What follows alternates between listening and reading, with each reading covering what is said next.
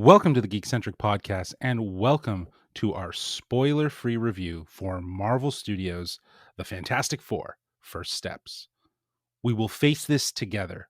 We will fight it together as a family.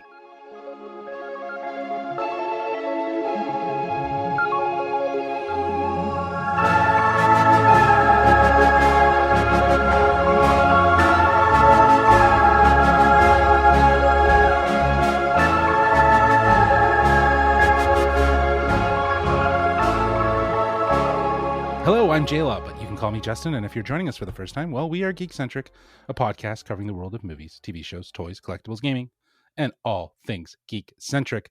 Joining me today for this fantastic spoiler-free review are two fantastic dudes.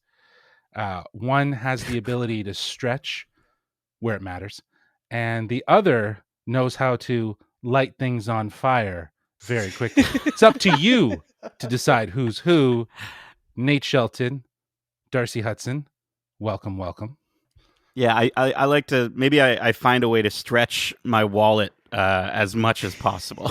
that's maybe, or I stretch the reality of why I might need to buy something or own something. But yeah, no, maybe that's my superpower. Sure, absolutely. Yeah, I mean, we talk about how I'd like to light things on fire easy all the time, more easily all the time. I can't speak right now. Jesus.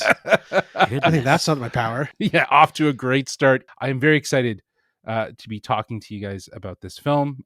We are stoked that we were able to see it early, thanks to our friends at Disney Studios Canada. I did want to quickly ask you guys, before we got into discussing this film, we obviously know that this isn't our first rodeo or introduction to the Fantastic Four. There are other films that have not been well received, but hey, you know what? We like a good bad movie every so often.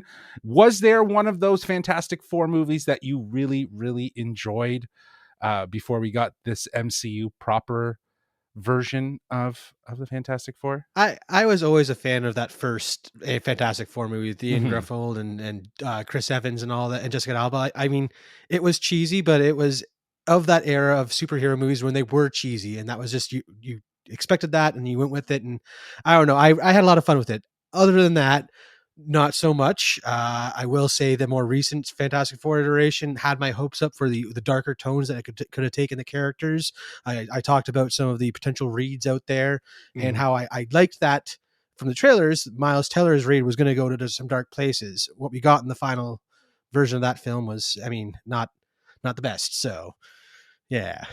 Well, it's interesting too, because it almost feels like these movies have followed the trajectory of what I think as Marvel fans we kind of have wanted, that those early days, the 2005 stuff, getting to see the goofiness of how Michael Chiklis looked in that costume, but then he had that heart, right? And he did such a good job with that role. And Chris Evans was so funny, and Jessica Alba's so fantastic in that movie as well. And I just think it's like, then we go into the darker area where it's like everyone wants Nolan's Batman. Everyone wants the dark superhero movies, and it clearly did not work. And now we're here, and I'm so happy that we're back to the comic book of it all. Mm-hmm. I agree with you, Darcy. I think the first one was very comic booky, but it was also very nostalgic of the superhero movies or comic book movies of the time, where it was super flashy. But with the Fantastic Four and the sort of camp that kind of surrounds the family, they nailed that in that first one, that sort of charm, if you will. And then 2 just felt a little excessive. But the one from Josh Trank, I was very excited for. Very much on the same vibes that you were going with, in the sense of the darker tones, and as you said, Nate, like the Nolan vibes, if you will, like nullifying the Fantastic Four. But yeah, that was a mess of a production, and it shows in the final product. It's unfortunate because that filmmaker is very talented, and it's a shame that movie didn't get to realize. But yeah, I would agree with you too. I think the first one was probably the closest, even though I was seeing today that obviously reviews are out right now for the Fantastic Four: First Steps, and already on Rotten Tomatoes, it's at 88%, which it has surpassed all of the other iterations of this film that have been at like 16, 20, and then 9% for Josh Trank's the latest, the last entry into the Fantastic Four. So good on Marvel. But you know what? Hey, we're here to add to the conversation. We are stoked. We are going to be doing this spoiler free. Let's get into talking about this movie. Let's get the synopsis out of the way. Set against the vibrant backdrop of a 1960s inspired retro-futuristic world, Marvel Studios' The Fantastic Four First Steps introduces Marvel's first family: Reed Richards, Mr. Fantastic; Sue Storm, Invisible Woman; Johnny Storm, Human Torch; and Ben Grimm, the Thing, as they face their most daunting challenge yet. This film stars Pedro Pascal, who plays Reed Richards; Vanessa Kirby, who plays Sue Storm; Joseph Quinn, who plays Johnny Storm; and Eben Moss-Bachrach, who plays Ben Grimm. We also have Ralph Ineson, Julia Garner, Paul Walter Hauser, Natasha Lyonne, and Sarah Niles. Marvel Studios' Fantastic Four First Steps hits theaters July 25th, 2025. So this Friday. This film is directed by Matt Shakman, who you will know and love from WandaVision, who definitely brought some of that 60s flair. And I think we should start with that 60s flair. Let's talk about the look and feel, because so much of this movie is going to be celebrated for that, right? There's this sense of like creative freedom that seems to be kind of running rampant in this film, because it's Earth 828, so it is a alternate universe from our main MCU timeline. So there's a lot of freedom here to kind of lean into the Kirby, the Jack Kirby aesthetic, while also mixing in a bit of that Jetson vibe, as well as just throwing in, like I said, like that WandaVision sparkle that kind of holds it all together with that nostalgia. So I was very much immersed in this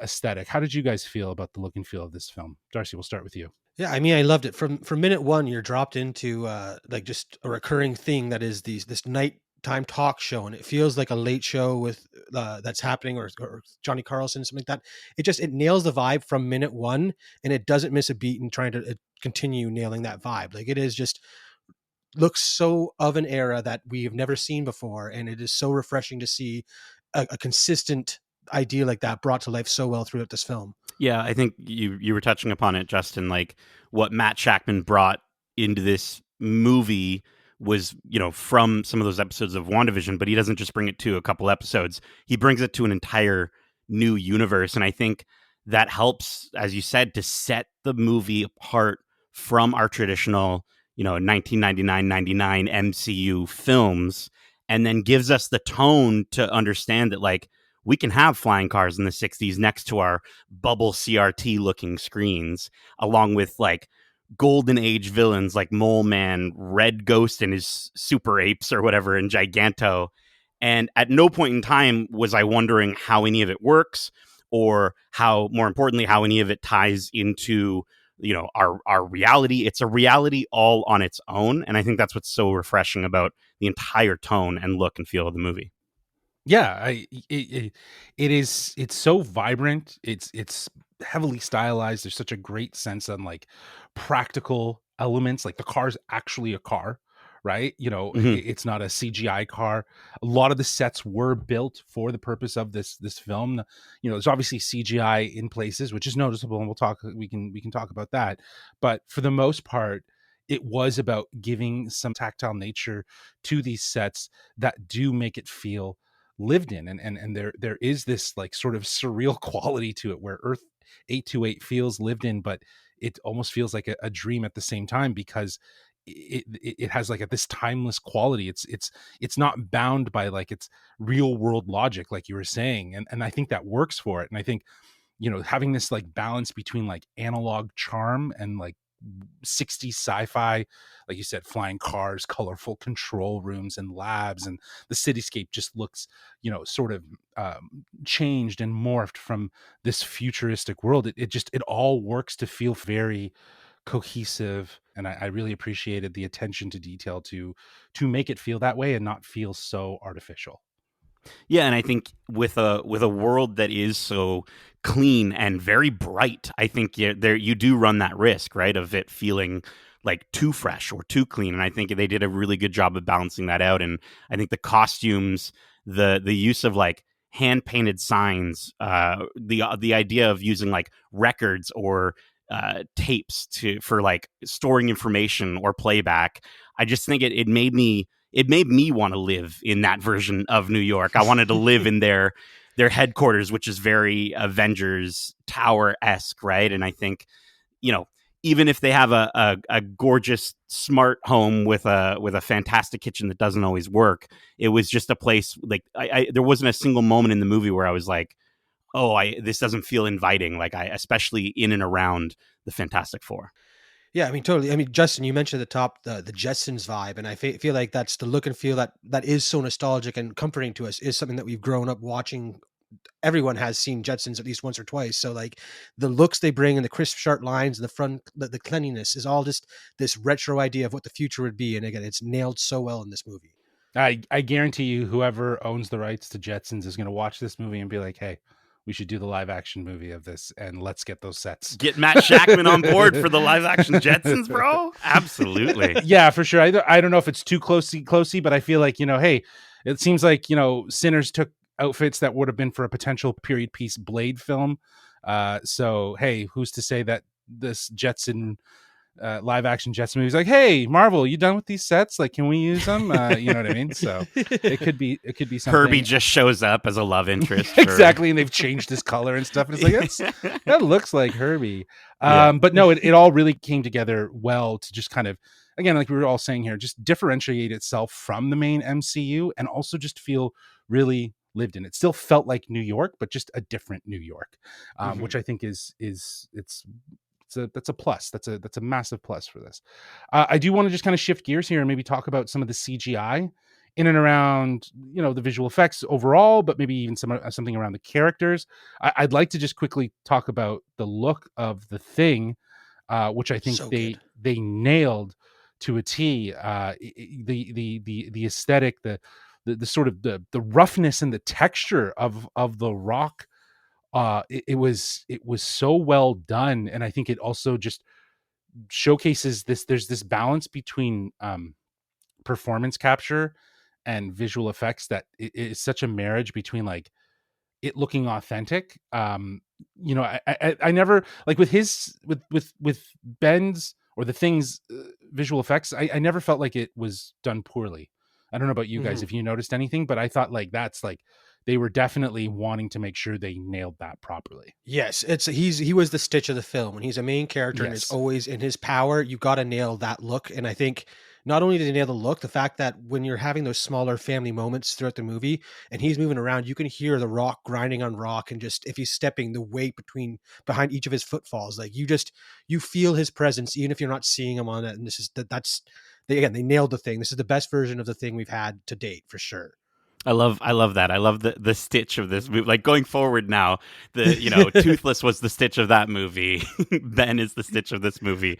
I love that as an example. I think he's heavy and he has so much weight to him, but at the same time, you kind of get worried about his facial expressions, right? And going into this, I was kind of like, well, Evan Moss-Bachrach from The Bear is so phenomenal in his face acting, and you see it in the performance, and you see it in the performance capture, the way that they utilize his eyebrows, especially to the furrowed part of his head, to kind of give you that emotion of whether he's frustrated or kind of thinking through things, or he is kind of the most perceptive of the bunch, of all of them, and that really came through in those visuals. So yeah, no, he was awesome. Yeah, I love the sounds that they added as he moved, and you're absolutely right. Like, for the amount of mocap and the lack of facial expression you would imagine a rock figure to have, it was there. It was still there, and they used the right elements to give you and connotate those emotions that he was going through, those feelings. Another CGI'd character, two more, Silver Surfer. I thought Shalabal was done so well. There might have been a couple instances where it might have felt a little too CGI, but in specific moments and scenes, like her introduction, which is in the trailer, she, floating down and floating in Times Square, they really did pay an attention to detail there and really hone in on that aesthetic. And again, it's that texture that you see on her that kind of feels like it's like not that it's weathered, but it's like it's not necessarily not a clean There's like a silver machine surfer. oil to it. It's Yeah, like, it's not a flat finish. It's because the one in Fantastic Four 2 with the Tim Story series, he was like almost too perfect, right? Like it almost was like, yeah, you're just a CGI character, right? Like there's just a CGI character. So it looked like a Windows 95 screensaver thing or something. And they went for perfect reflective stuff when they hadn't nailed reflections in CG at that time. True. So he always looked out of place no matter how much they tried, because just technology wasn't there yet. So again, they dulling it down for this film was the right thing, because it made it feel more of the world. It didn't feel out of place. Like you're saying, it was part of the world easily. The lighting played well off it, and you got enough of a reflection to still get that silver idea, which she was great. Yeah, especially with a city like New York, right? And her first scene of, we've all seen it if you've seen the trailers, of the heralding of it all, like just seeing the light refracting off of her. Yeah, it looked phenomenal. And I think it's one of those things where it's like Silver Surfer, much like The Thing, was another sort of point for me where I was like, they have to get this right. And they absolutely did. And I think a big part of that is also due to her movement and the way that she actually sort of, she stays very stiff when she has to, but then when it gets into action mode, she is very fluid. And I think Julia Garner and the way that she was able to utilize her body to be able to kind of sort of showcase how this character moves was fantastic. Yeah, watching Silver Surfer surf through a firestorm or black hole space thing, it was insane. And they nailed the visual effects of that, right? Like it looked really, really good.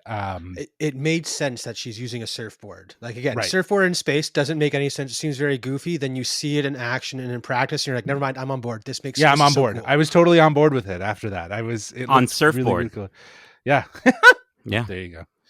There you go. Thank you for catching You're us welcome. there. Yeah. But yeah, her design was absolutely striking, and I think there's a balance between her looking elegant and eerie all at the same time, and I think they just nailed that. The other counterpart to the Silver Surfer or Shalabal is Galactus, who in my opinion, like the stuff that they do with Galactus in IMAX is insane. Like you need to see this movie in IMAX just to experience the towering effect that Galactus has in these moments, because they go full IMAX with it, and I was like, I'm here for it. I'm ready for it. So it's nice because there's a eerie stillness to him, and then it's the sound of his voice as well, the way it just shakes your cheeks in the theater, and just That's what I wanted. I told him that's what I wanted, was to shake my cheeks. My cheeks were shaking. I think the sound is incredible, and definitely, when we, in look and feel, we should have talked about the sound design in this movie, but I mean, we kind of did with Ben Grimm and everything. But I think with Galactus, my favorite moments, especially in IMAX, are seeing him from the ground level. Yes. We do get shots there.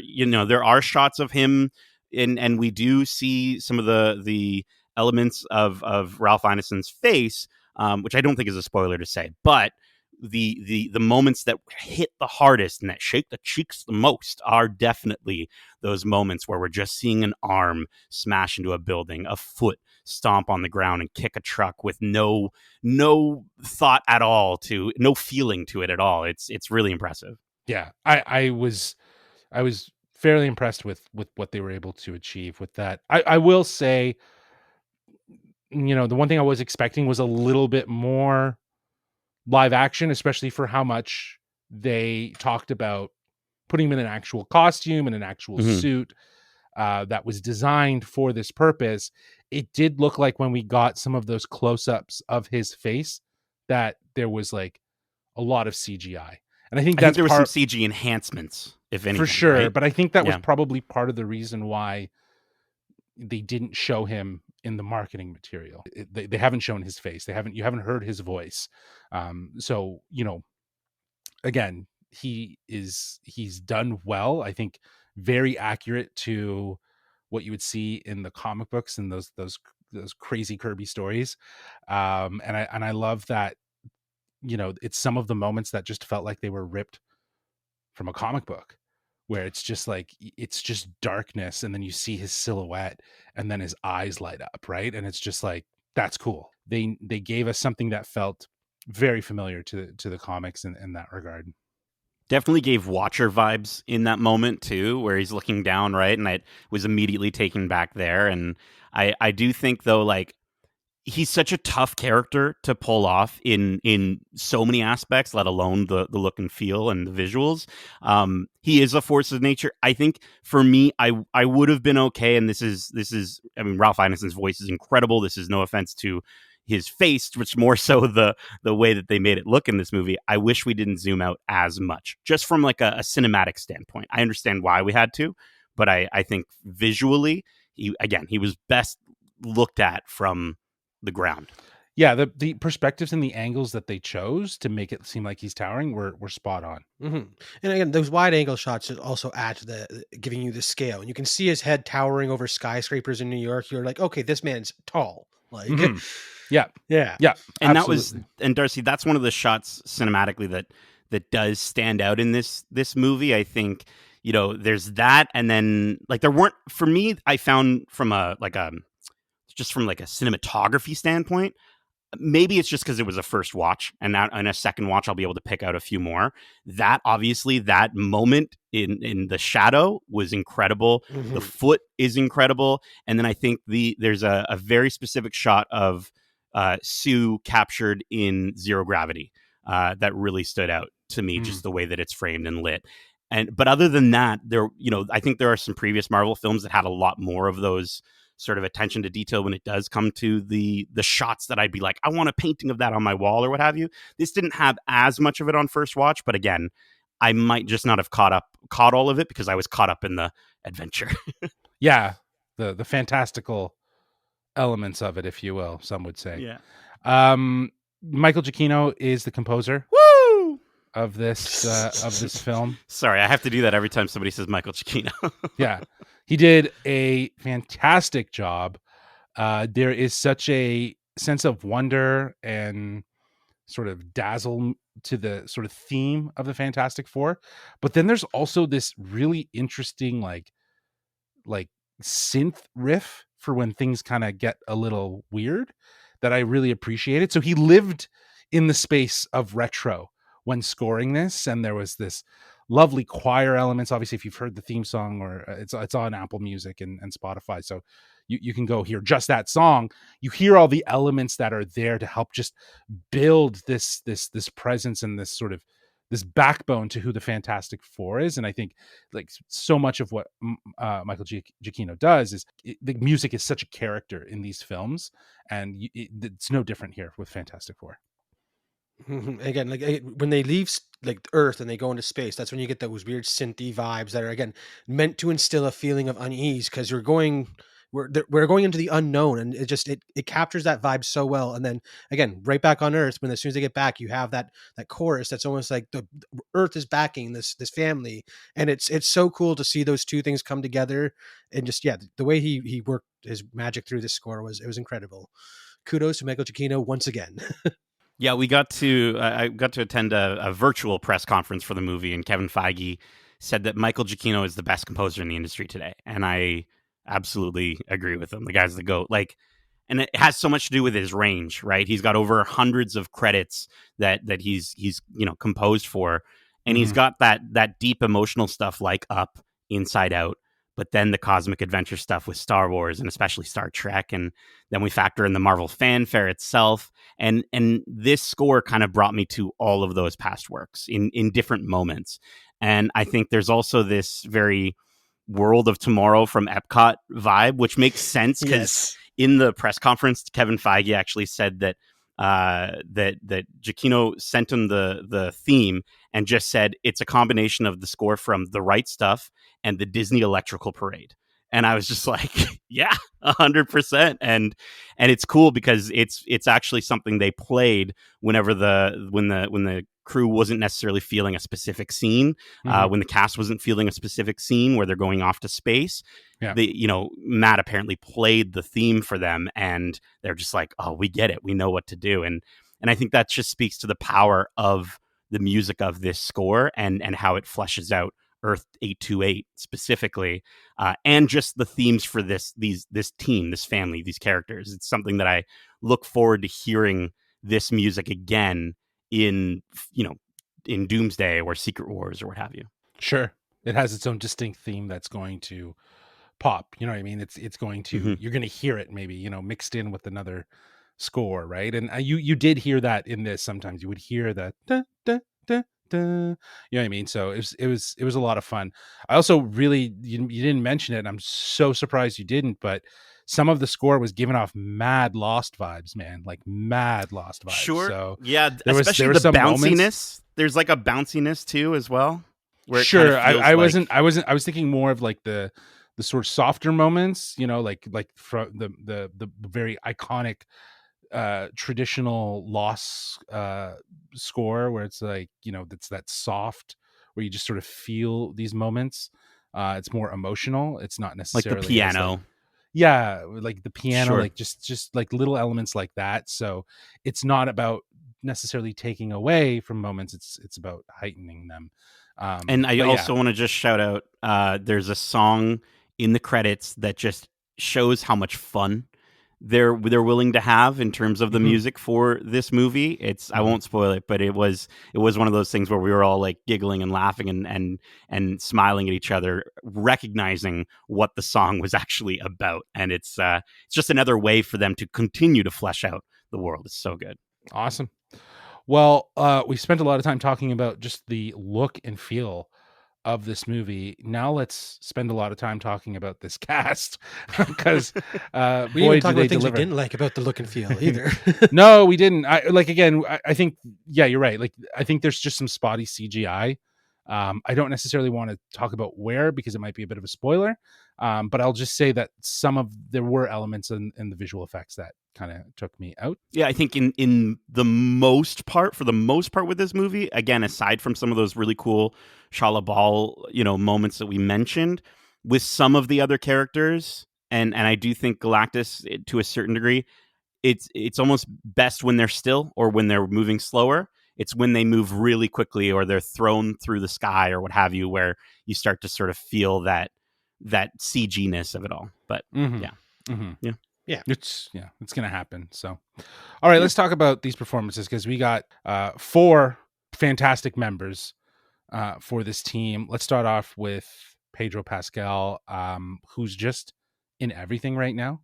Like literally, if you go to the movie theaters right now, you can see him either in The Materialist or Eddington or the Fantastic Four First Steps. He's got 3 movies. And in some theaters in probably some rural place, you could still see him in Gladiator too. Like he's well, that's last year. But that's last But I'm just saying movies. they're still catching up in that, Maybe somewhere in Ohio. But you get some new movies. But again, Pedro Pascal brings such range and he's doing so much. Like he has such a range with his acting where he can be slightly comedic and charming while also being very introspective and offering more emotional response, right? Like his character at times is to be his own Tony Stark, is to be the brains. It's interesting to see the parallels of how different a character Reed Richards is to a Tony Stark, but there's already little hints and parallels that find their way, and Pedro made it his own. He made it his own, and he did his own thing with it, and it really did work. I didn't know if I was going to really like the voice, but I liked it. I thought it worked. It grew on me. How about you guys? What do you think of Mr. Fantastic? I think just the voice alone kind of helps set up what type of Reed we're going to be getting, which is more the sciencey guy, not sure of himself, and very human in that regard. Like he might have all these powers, but the problems he's dealing with on the inside are very relatable across the board. And just the way Pedro brings that to the character throughout the movie. Again, that he has so much range where he's playing moments comedically right after following it up with something that is very intimate and personal. And it's just, I just love the character and the way he brought him to life on the screen. Yeah, he's so careful and calculated, but to a fault. And in that way, it humanizes the smartest person in the world, right? And it's like, how do you humanize the smartest person in the world? You cast Pedro Pascal, and I think he's such an incredible character actor, like you're saying. Like, we've seen him as Oberyn Martell in Game of Thrones. I loved him as the Mandalorian. I loved him as Joel in The Last of Us. But watching this in literally 0.5 of a second or whatever, if I'm doing my calculations correctly here, I instantly saw him as Reed Richards, like just pure Reed Richards. And I think every member of the Fantastic Four is so charismatic on their own rights. And I think the movie does such a good job of having you fall in love a little bit with each of them individually, so that when you do get them together, you appreciate that chemistry with these actors even more. And I think my favorite parts of watching this movie with Pedro specifically are the quiet parts where you just look at Reed's face and you just see his like little subtle reactions of like confusion as to like, well, what about this don't you get? Like, what about this don't you understand? Or just those little reactions that he has. I think he is pitch perfect for this character, and I'm so happy with this iteration and portrayal of Reed Richards. Yeah, it makes sense that he's really leaning into it, and you see why, because there is going to be an importance around his character moving forward.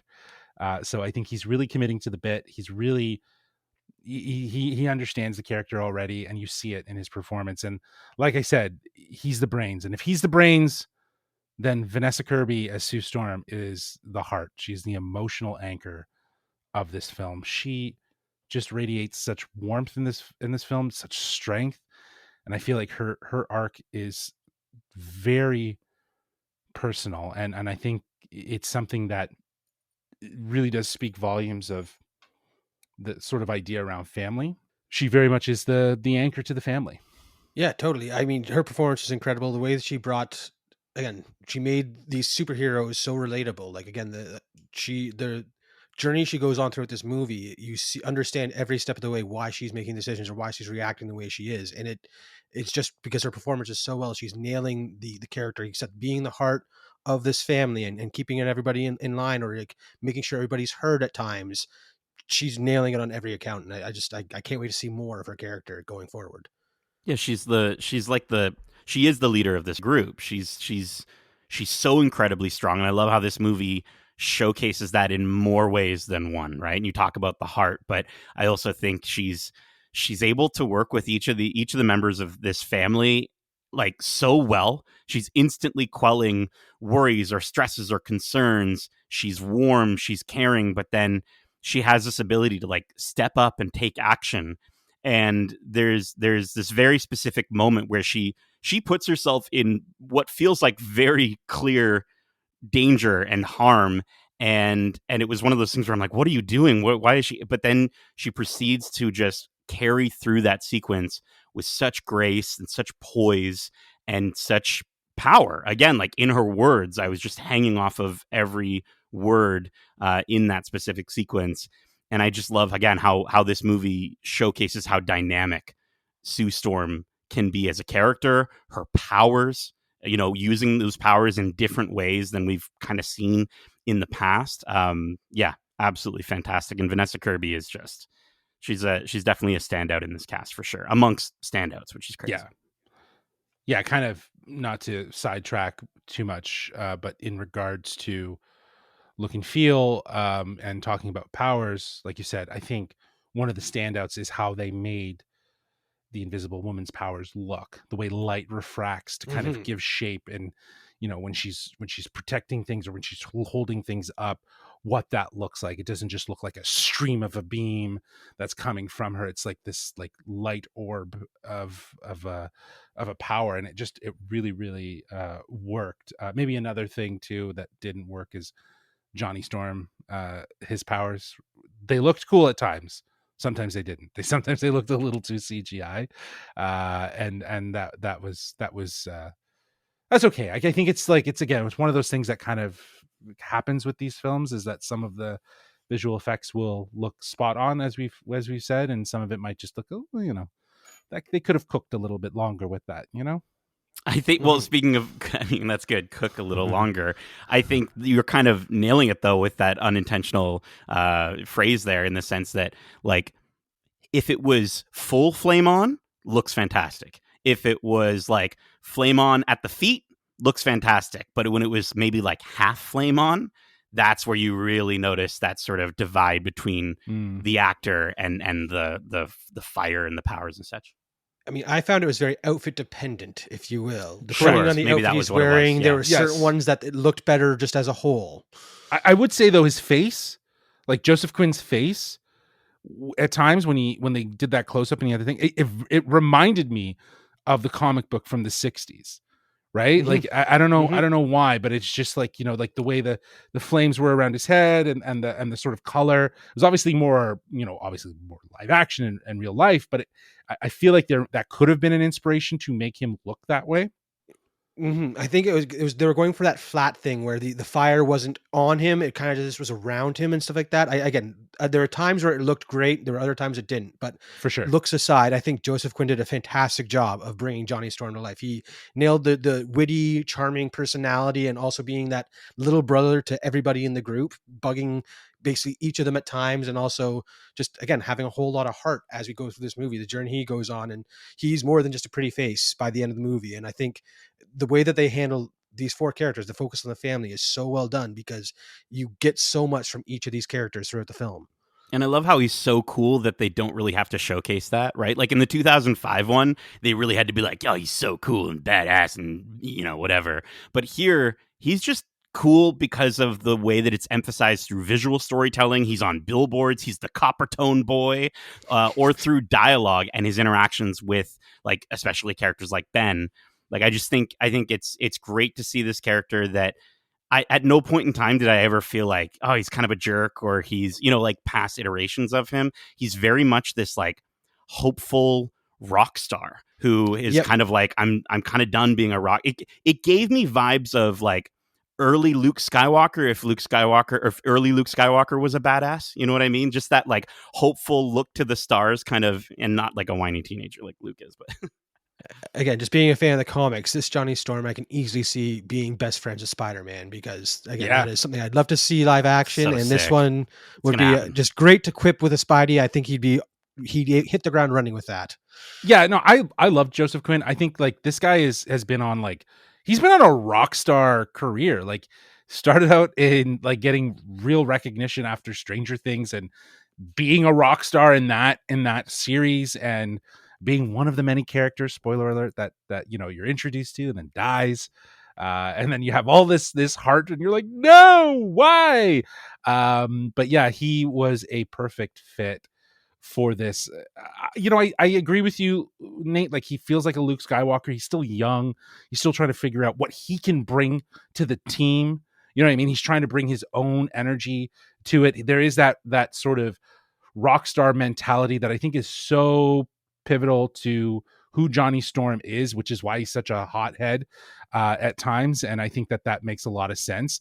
And I think, yeah, he brought it a lot, but it was that chemistry and that spark that he and Evan Moss Bacharach as Ben Grimm, they had such charm together, and it felt supernatural. It didn't feel forced, and that's what was really interesting. Is, again, scenes between them were far and few, but it was when they were together and it was the two of them, it mattered, and it really worked, and I really really loved that. And I think Evan Moss Bacharach, like you said, Nate, him as cousin on The Bear is probably one of my favorite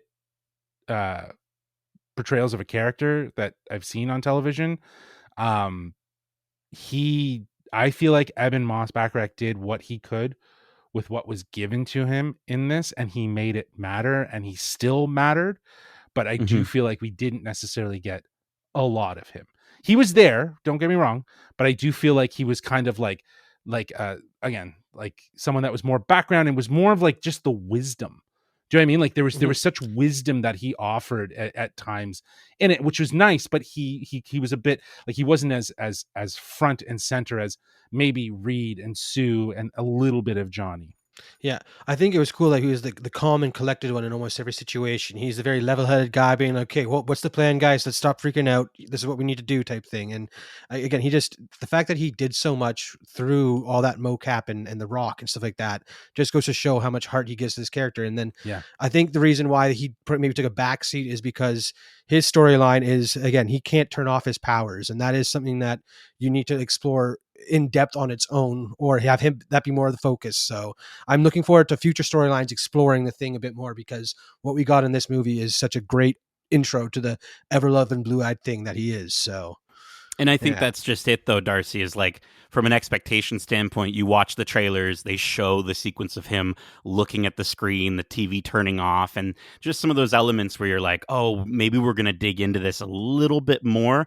And Yeah. they set it up, they tee it up, and then it is kind of like a, well, maybe later kind of feeling, which is a lot of what we had in terms of some of the characters in Superman recently as well. And so I got that sort of feeling. But I will say, with, you mentioned he did with what he could, like Eben Moss Backrack did so well that even though that part of his arc was missing, I still fell so head over heels for this character and hopeful for this character.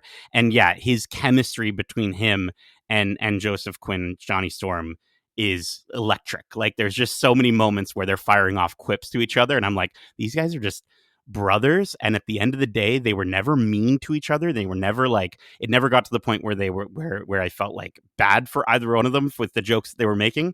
I just felt like they loved each other so much that they could make these jokes, and it worked on a like a bare level.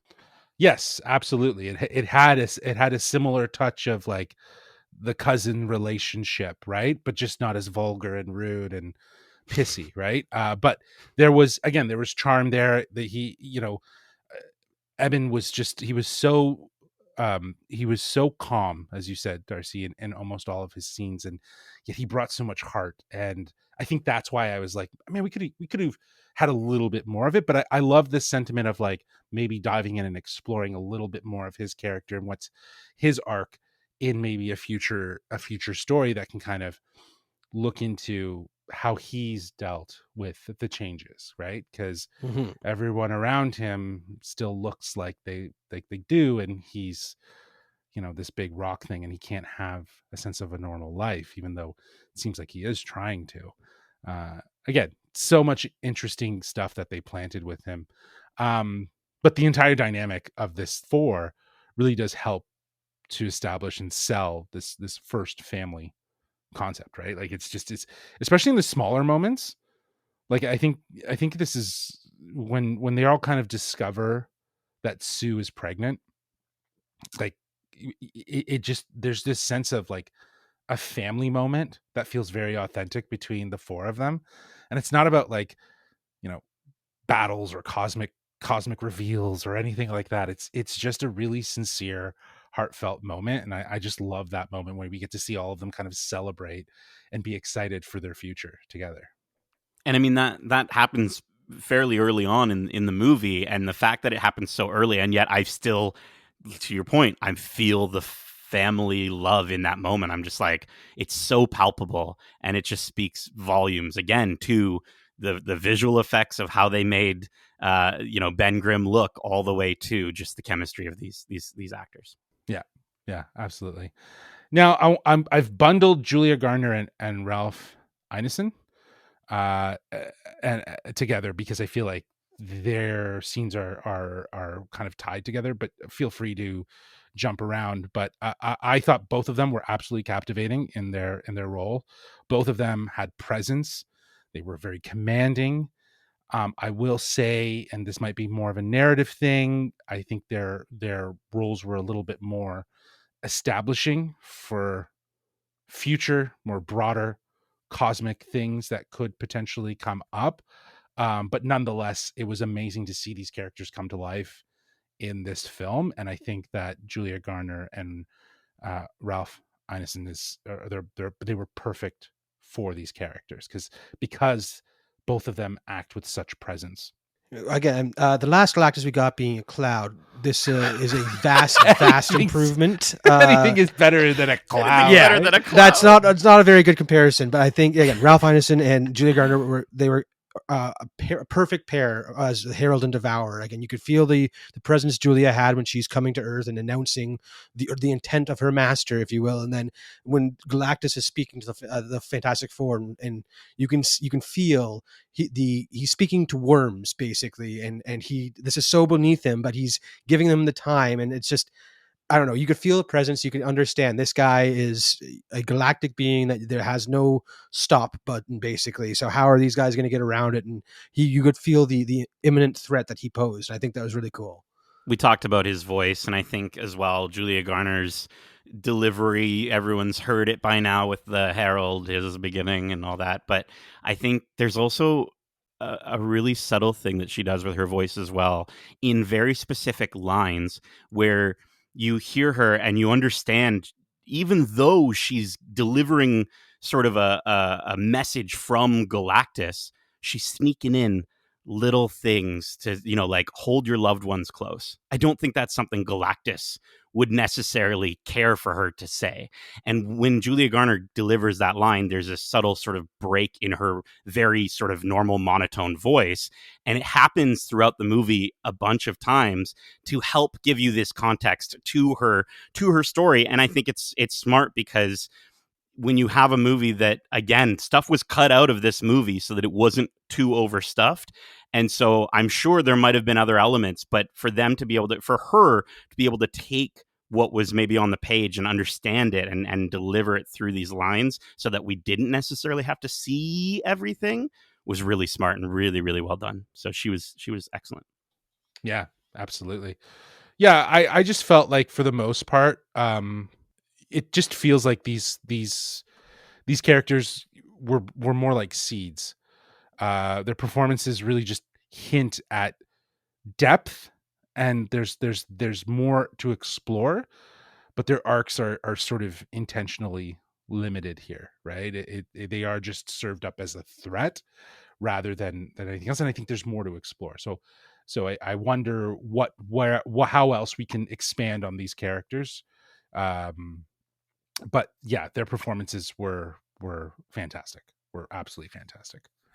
Take a drink every time we say fantastic on this one. Yeah, I've said it too many times. Absolutely. It's all good. No, you're good. Absolutely. Let's talk about the story of this film. I think this is probably where kind of wavers a little bit in terms of, like, again, like I was just saying, I feel like the villains were just villains for the sake of it, especially when you have someone like a Galactus feels like a Thanos, in my opinion. I don't know, like something you build towards, but I get at the same time, like he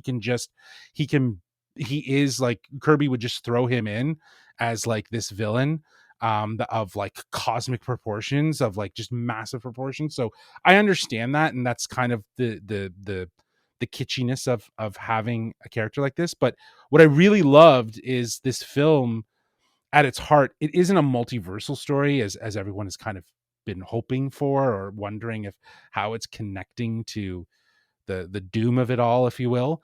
It's a family story set with multiversal qualities, and I think the film just does a great job of making the relationships feel central and not the powers and plot. Like, those are all there, but it's not necessarily just the focus, right? Even the way they kind of hop over the origin story, right? Like, you know what I mean? Like, we're told the origin, but we're not shown it. It's like it's more about how they've grown to be these heroes, and how the world sees them. And I don't know, I just feel like Matt Shakman just brought such a personal touch to it, especially with the experience of, as he was mentioned in an interview that I had with him, which will be coming out later. But he talked about how the experience of being a father really shaped him. And I think that you see that here with, the oncoming of Franklin, and, seeing it through Reed and Sue's journey, and this idea of just this theme of letting go, of control, of fear, or of this illusion that you can protect everyone and everything. There's this that is so core to what happens. Like, I have to admit, like, all three of those things I felt when I was, going to be a father, and I still feel at this time, right? Like, there's just so much that you have to let go of, and that you can't necessarily put into. But I like that the pregnancy aspect of this wasn't just a gimmick. It really does ramp up the emotional stakes, and I think it just reframes this sort of cosmic chaos through something that feels very grounded, and this idea of just preparing for new life. You know what I mean? Like, just this idea of being prepared for that. So I think they did really well at keeping a very heartfelt central core to this story that everyone's going to feel they can relate to. Yeah, no, I really enjoyed the story. I think again, the Galactus being the baddie is just, it is very comic booky, where he would just appear for an issue or two and be that issue's threat. And again, he never, well, he has fought other teams. He has never been that event ending big baddie. So I think it's really cool the way that he still fits that role in this movie, and there is still possibility to explore his relationship with Silver Surfer and why he's after Earth and all that in future stories or whatever like that. I think it's really cool. Again, just flew by. The pacing of this movie is breakneck speed. Like, again, you go over the how they got their powers, everything like that, so quickly, and then you're thrown right into the movie, and then the time just keeps going. But you're just along for the ride, and it's great. Like, you're not like, oh, slow down a bit, pump the brakes. You're just like, let's go, keep going. This is a page turner. I can't stop reading this comic book. I just can't wait for that next issue. And it was so cool the way that they just kept delivering so many cool moments and scenes that I can almost picture the arc in my head of how I'd be reading it through comics. So it was really cool.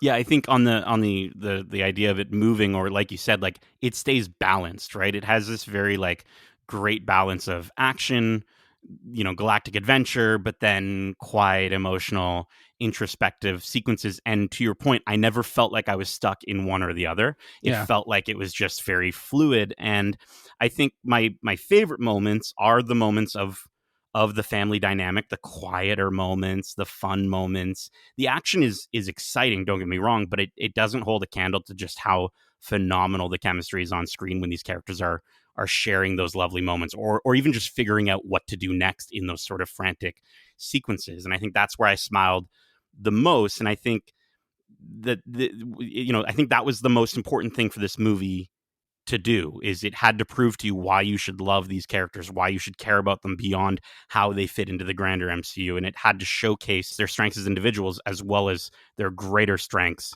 as a family.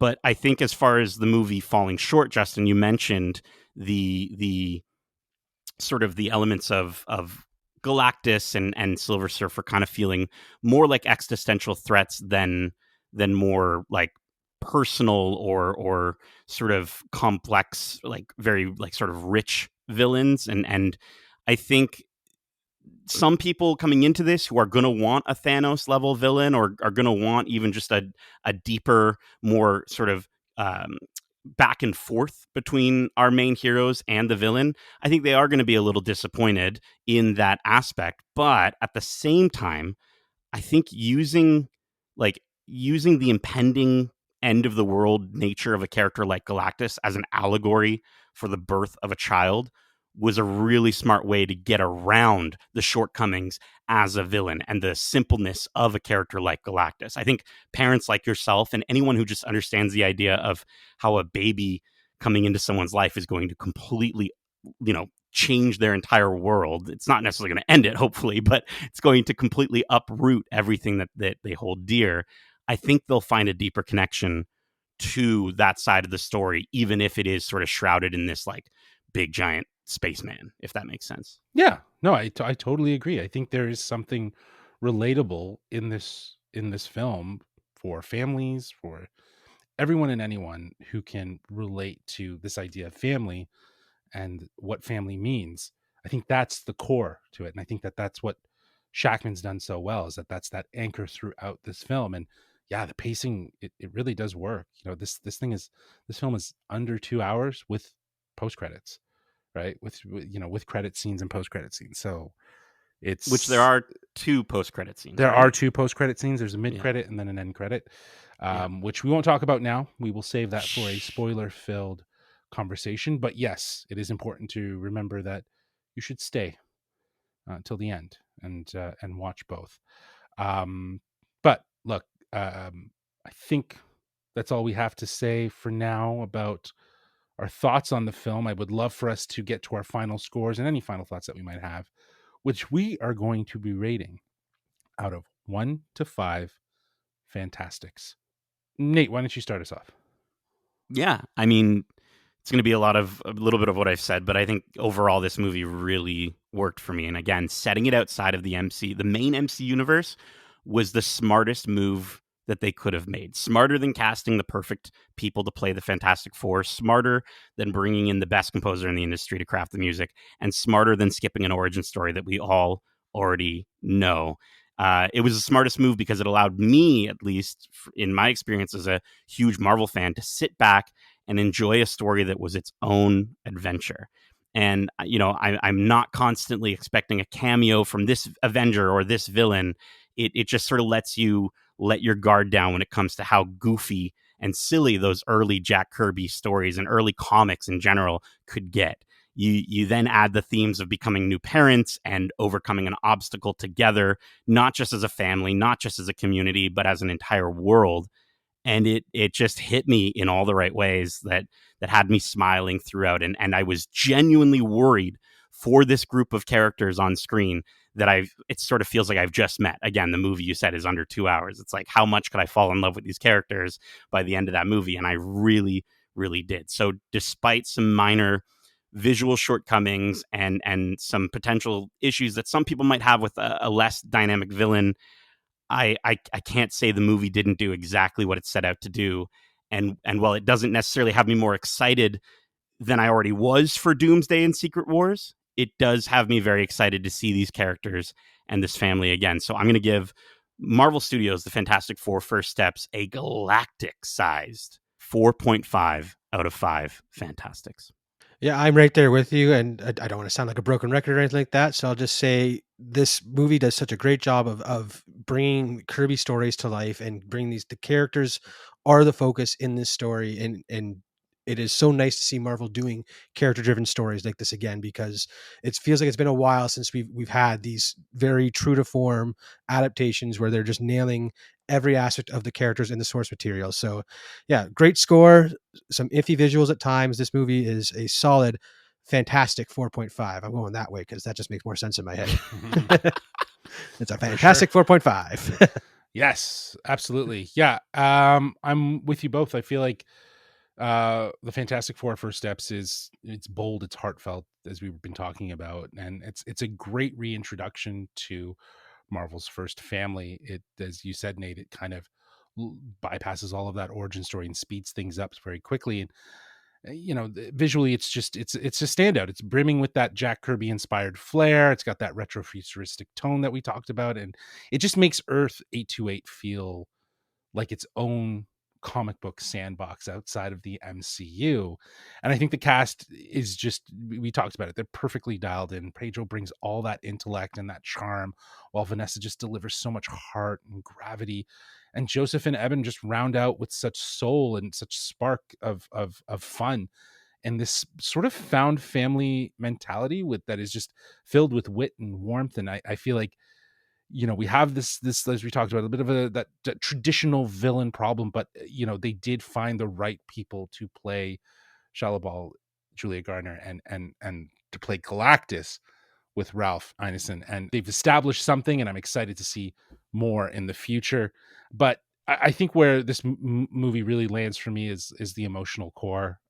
Again, like I was saying before, I think Matt Shackman really just knew how to center this story around the family, pulling from his own experience and just telling a story about self-worth, love, and learning to let go. It's not trying to be the biggest and flashiest MCU film, and I feel like that's very similar to what we had earlier this year with Thunderbolts. It wasn't trying to be this flashy, super off the top, big superhero film. It wanted to stay grounded and focused on characters. And this film is very much like Thunderbolts, is trying to say something real within the sort of superhero comic book genre, and I applaud it. So it might not have reinvented the genre. I feel like it's embracing the genre. It's having fun with it, and like we were saying, it might not get everything right, but yeah, I'm going to be giving this one a solid 4 out of 5 fantastics. Fantastic. Fantastic indeed. Well, that is it for our spoiler-free review for Marvel Studios' The Fantastic Four: First Steps. We are not done talking about this movie, as we kind of alluded to. We do have some interviews that will be coming out later.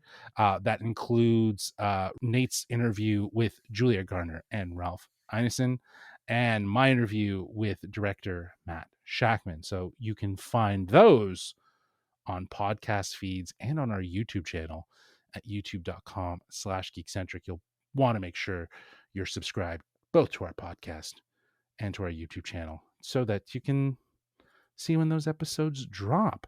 We also are going to do a spoiler filled. Like we said, there are some end credits that we haven't talked about, so stay tuned for that.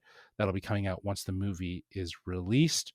But keep in mind, we also have a ton of other great episodes out now for you to enjoy, like our spoiler-filled discussion for Superman, as well as our spoiler-filled discussion for Jurassic World Rebirth. We also have our spoiler-filled discussion for Marvel Television's Ironheart, all out now on podcast feeds for you to enjoy. We also have a variety of other interviews for you to enjoy, both on our podcast feed and on YouTube at youtube.com/geekcentric, such as Nate's interviews with most of the cast from Foundation Season 3, as well as Nate's interview with the composer of Ironheart, Dara Taylor. She is an absolute delight. That was a great interview. It's a long form, so it's definitely more of a conversation. But other than that, be sure to subscribe to us wherever you listen to podcasts. Make sure to follow us on our socials. You can find us on Instagram at We Are Geekcentric and on TikTok at We Are Geekcentric. And you can find us on Twitter at GeekcentricYT. Okay, that's it. We are done, boys. Thank you so much for joining me for this spoiler-free review for Fantastic Four. And as we say, Love ya, family. Laters. peace.